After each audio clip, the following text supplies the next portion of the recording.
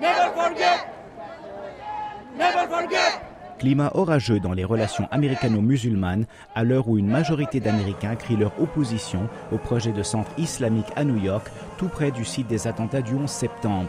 Un projet qui, selon ces manifestants, rassemblés dimanche dernier dans la métropole américaine, insulte la mémoire des victimes.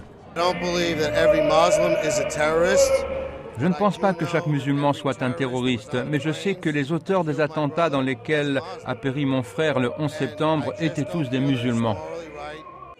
Face à ce rejet populaire, les défenseurs du projet, parmi lesquels le maire de New York, mettent leurs compatriotes en garde contre la haine religieuse et raciale.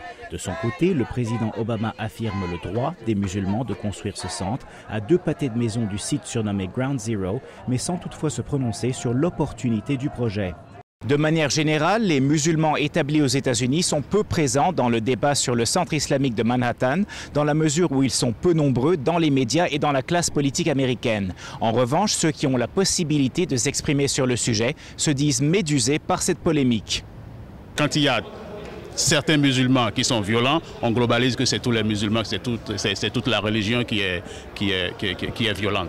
On ne peut pas assimiler l'islam à la violence.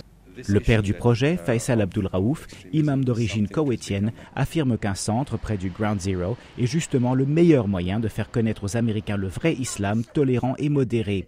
Mais une grande partie de la classe politique et des éditorialistes continuent d'exiger le retrait du projet.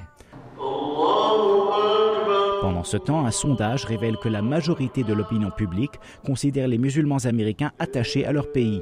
Mais elle pense aussi que l'islam, plus que d'autres confessions, encourage la violence. Robert Daguillard, La Voix de l'Amérique à Washington.